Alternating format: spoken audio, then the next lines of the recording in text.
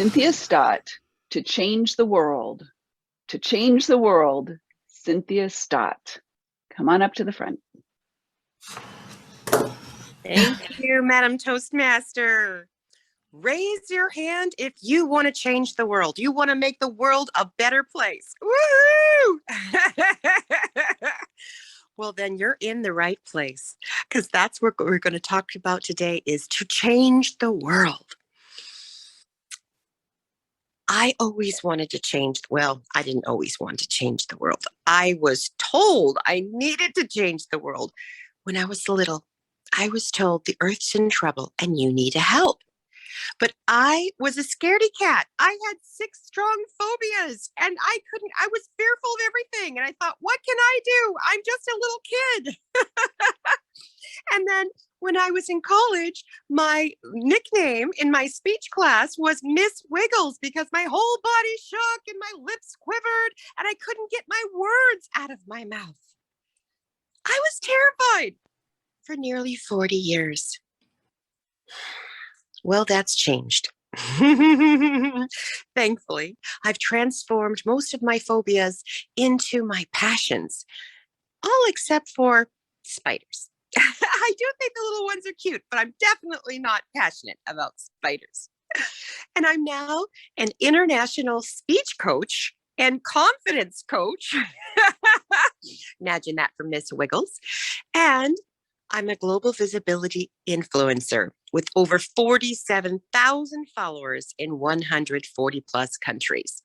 Wow, what a change. What happened? Well, 3 things. Let me get my fingers in there. Speak, heart, and thumbprint. Speak. John F. Kennedy, the President of the United States, said, the only reason to give a speech is to change the world. And I believe that with my whole heart. I bet you do too. And that's why you're here, because you're a change maker. And you're here to share your message with the world. Also, the investor, I think the best investor in the world probably, Warren Buffett, says, if you learn to get comfortable with public speaking, that is the best way you can change your income by 50%.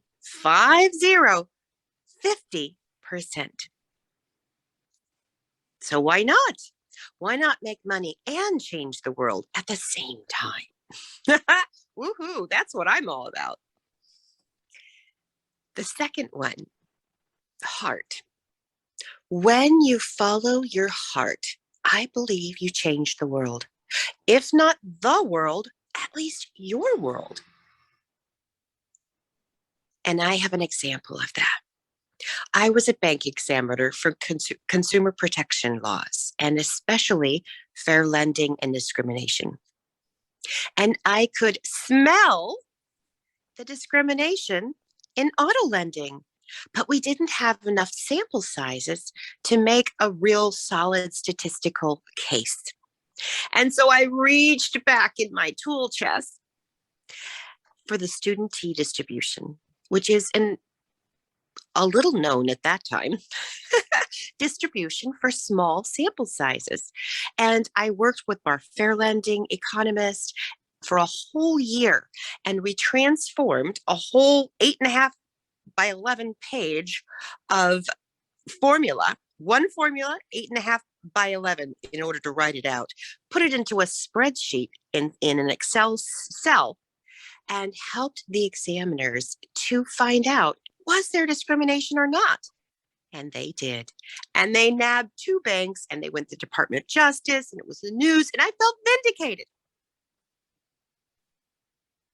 And then 10 years later, 10 years, I was having dinner with my client, who is a lawyer for the auto industry. And I found out that my little spreadsheet changed the way that banks and auto dealerships do business across the nation. Across the nation. I was shocked. But then 2 months later, I was having lunch with my college roommate and her son that was checking out colleges.